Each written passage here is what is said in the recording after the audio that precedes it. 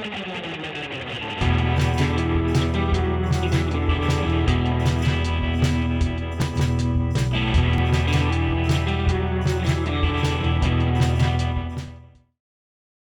back. Now we're going to kick it over to our on-the-spot correspondents who are reviewing Little Shop of Horrors.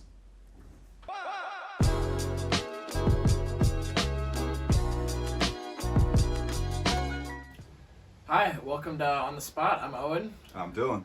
And we're going to review Little Shop of Horrors. Check out the trailer.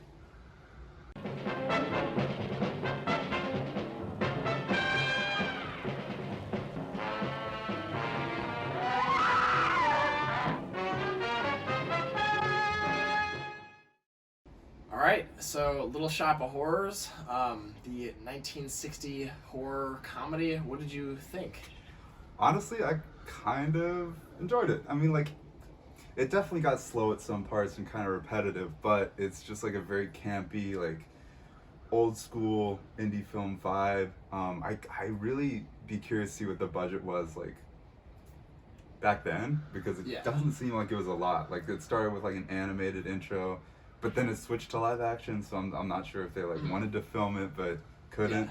I don't know exactly what the budget was back then, but I think I saw something. It was like it's worth $200,000 now. So I guess it could have been like, I don't know, $50,000 back then.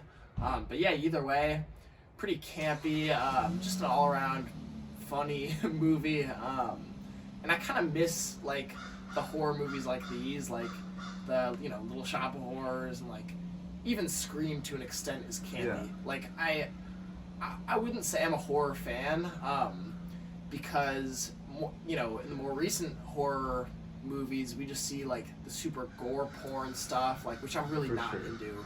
It's interesting that this is like technically horror, but it doesn't even feel like scary. Yeah. Like having seen the modern day like genre especially. But I guess it was horror, like people die. Do you want to kind of get into the main plot and how things kind of unfold as we follow Seymour?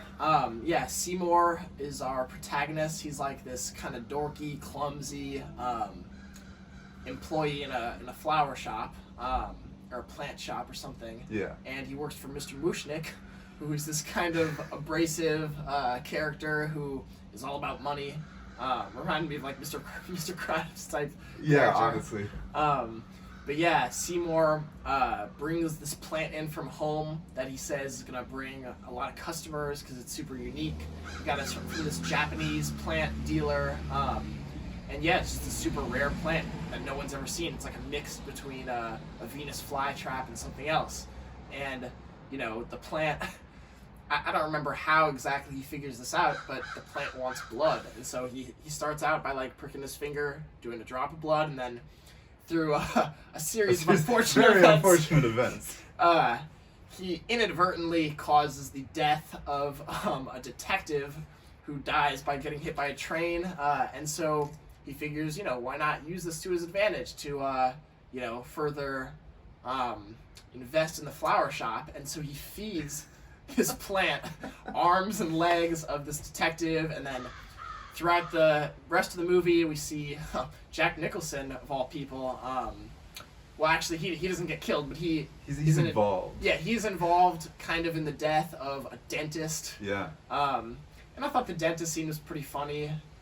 Yeah, there was like a couple moments where it wasn't.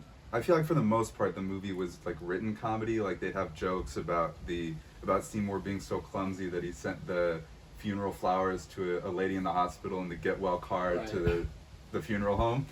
Mm-hmm. But then there was like the dentist scene was like a lot of slapstick, which I thought was funny. And then Jack Nicholson, of course. It was just interesting to see him like be like 20 maybe. Yeah, really young, but same kind of like super creepy character that he's known for. But yeah, I really like the ending too. Seymour, spoiler alert, Seymour becomes part of the plant that he has been using to destroy this town and like. I mean, like that was everyone. It was a really interesting piece of the story that the like flowers on the plant, when they bloom, they like the faces of the people who had been eaten were in it. Yeah. and they kind of wrapped it up nicely, and you're like, ah.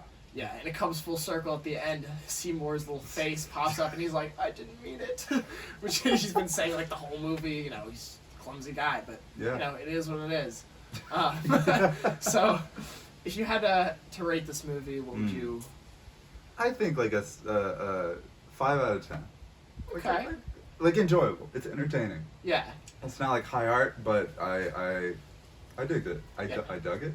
Yeah, definitely not higher, but definitely good like family Halloween movie to get in the campy spirit of things. For sure. I'd give it like a 6.5 out of 10. So yeah, definitely check out The Little Shop of Horrors, and back to you guys in the studio.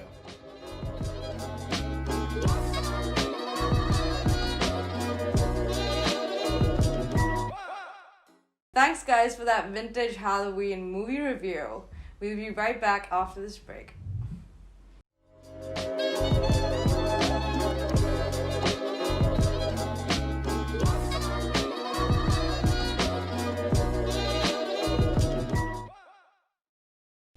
That's all for this week. If you want to go follow more Review Crew content, go to the Review Crew Instagram, Twitter, and TikTok, as well as Orange TV Network on Facebook, Twitter, Snapchat, Instagram, and YouTube.